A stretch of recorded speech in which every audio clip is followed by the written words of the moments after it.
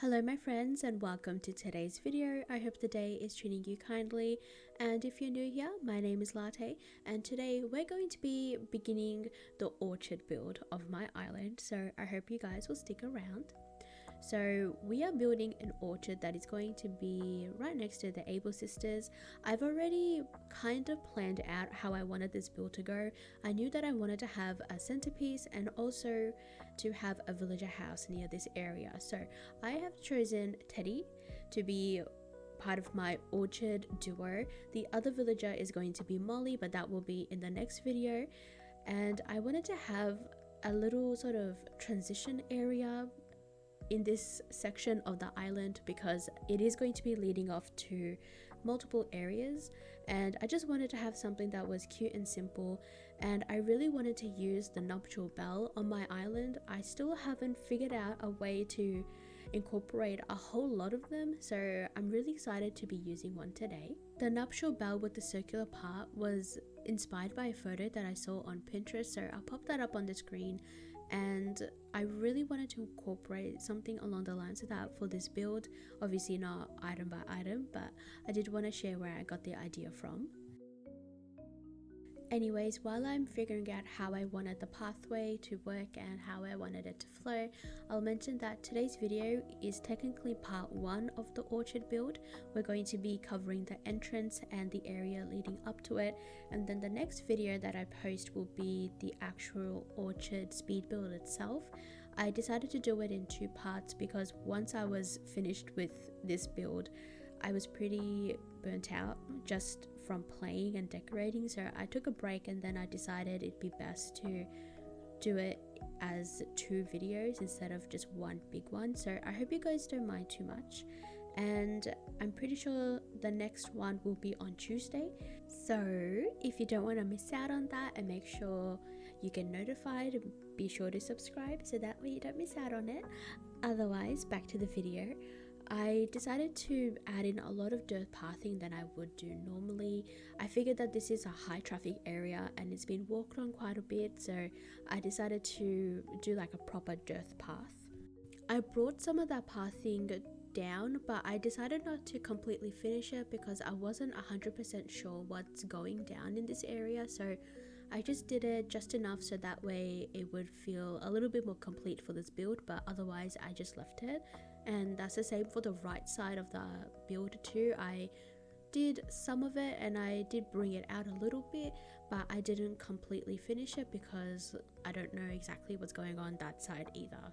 As I was putting down the bushes to border the nuptial bell, I realized that I didn't bring enough with me, so then I decided to replace the 2 in the front of it with a garden bench instead, and I figured that it worked out better in the end. And then as I was putting the other 2 behind the nuptial bell, I felt like the flowered bushes were a bit much, so then I decided to swap it out for the azalea bushes instead because they're not actually in season right now in spring, so I figured there would be a little bit of a difference in texture, so I think it worked out in the end.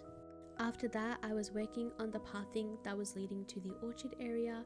I wanted it to be big enough so that way I could put down an archway that would sort of like lead in to the entrance. So I made it, I think, 2 tiles wide, and I was considering connecting it and making it just one solid dirt pathway, but I really like the end pieces of this 9-tile pathway that I'm using, so I decided just to leave it separated.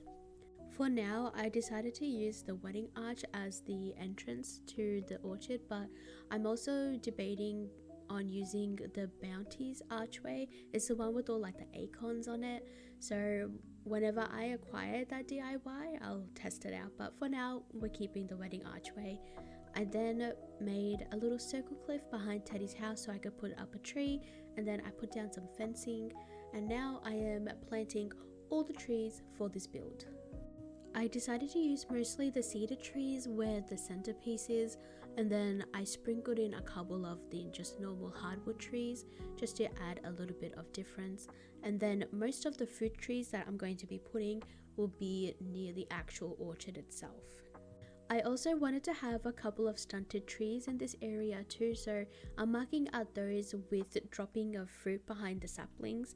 Sometimes when I have multiple trees that I'm working with and I need to grow them, I will mark out the trees that I want to be stunted with the piece of fruit, and then once I'm happy with whatever level it's grown to, I take that fruit and I plant it behind it, just so I don't accidentally eat it or lose it or something like that. And I have had moments where I wanted to stunt a tree, but then I forgot that I was supposed to stunt it, so that is why I just drop it for the time being and then go back to it later. I'm now starting to incorporate Teddy's house into this build. I wanted his house to fit in well with this area. Also, the reason why I decided to choose Teddy and Molly for the orchard build was because they both have the log house style, and I figured that it fit in pretty well with the theme of like an orchard because it's pretty natural and everything, so I thought it would fit in well. And I have this idea that both of them take care of the orchard, and Teddy is mostly in charge of selling like the fruit and doing the main caretaking that is sort of in front of the orchard, and Molly does help out a little bit, but mostly she just kind of plays in the trees and kind of cuts up some fruit, but that's about it. Whenever I visited an orchard, there's always like a shop area that's near the front of the orchard where they sell like their fruit and produce that they've collected on the farm. So that's kind of what I wanted to do in the front of it. So Teddy is in charge of the stalls and he's selling some fruit. So we're going to pretend that the stuff that's on the table is from the orchard, even though there is no pumpkins or vegetables being grown here, but we're just going to pretend just for the sake of the build. I also used the pumpkin that we get during the Halloween event, so when October rolls around, I'm going to be turning that around so that way the face is showing, and for the rest of the year it's just going to be a blank pumpkin. I also figured that it kind of worked well with the theme of the area, so I was okay using it.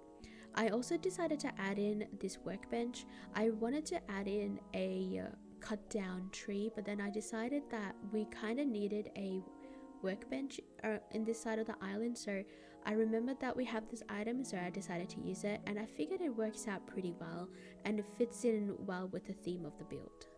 I decided that I wanted to have a stunted tree near the entrance of this pathway, so I'm just setting that up now, and then I decided to bring in that Fairycore element with the mush lamps, and I'm pretty happy that I decided to go with a bunch of mush lamps just around the area, and I tried my best to make this as Fairycore as I could while still having it pretty natural.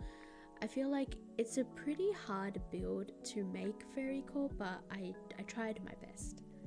I feel like the mush lamps kind of added a whimsical touch that is really needed for a Fairycore island. I'm also basically just making circles and just trying to figure out the placements of all the items that I had and trying to make everything fit as best as I could.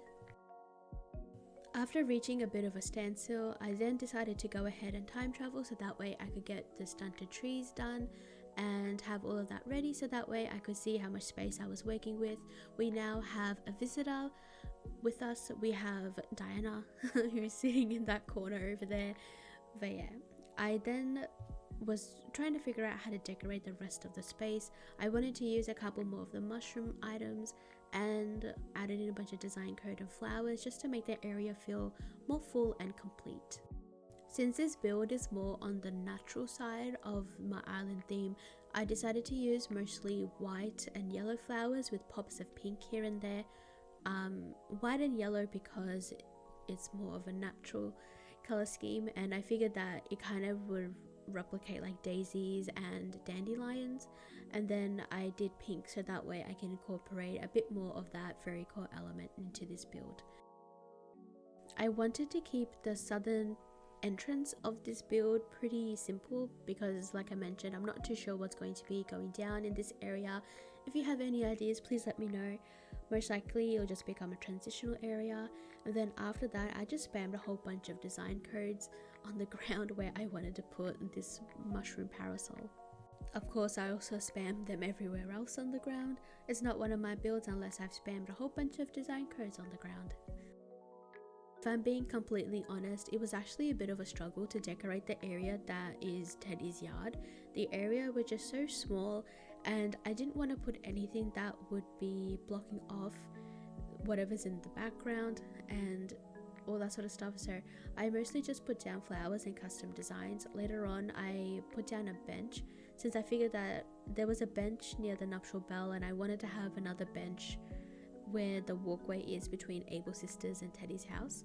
I also realized that you could put a butterfly model on top of this shelf, so I decided to put one there, and I think it looks really cool.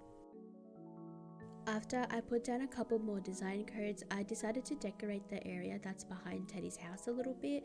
Since I had a couple of fruit trees in my pocket, I decided that I would decorate it a little bit more for this video. So before I put down a couple of fruit trees, I decorated the cliff that's on top. I just did it very simply, just a couple of flowers and just a couple of items in front of it, and that's about it. And then I put down 2 fruit trees just to make the area seem a little bit more complete. And also, in case you're wondering, the build that's on the left side of this is actually the sunken waterfalls that I did in my last video.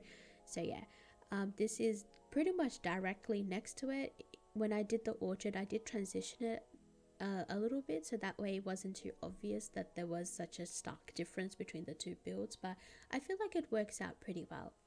And now we're approaching near the end of the build. I was just trying to decorate it so it seemed a little bit more full, and then I remembered that I had a Karupi snack that I wanted to use, so I quickly ran back to my house to grab it so that way I could do this beautiful combination that is the small mushroom platforms with the Karupi snack. I think it looks so precious. I put down the bench like I mentioned in front of Teddy's house, and I did want to use the cutting board, but it just seemed a little dangerous, so I replaced it with the fruit basket. And that is it for today's video. Here's a little walkthrough of the area, and I think it came out pretty well. Also enjoy the next couple of shots that I took of some of the areas in this build.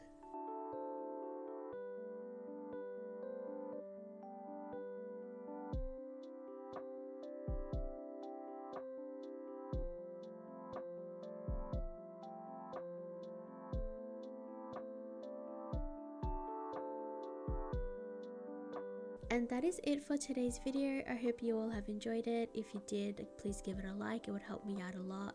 And also, if you enjoyed today's video and enjoy content like this, please subscribe so that way you don't miss out on any future uploads. And other than that, thank you all so much for the support so far. I love you all so very much, and I hope you all have a wonderful day or night, and I'll see you all in the next one. Bye.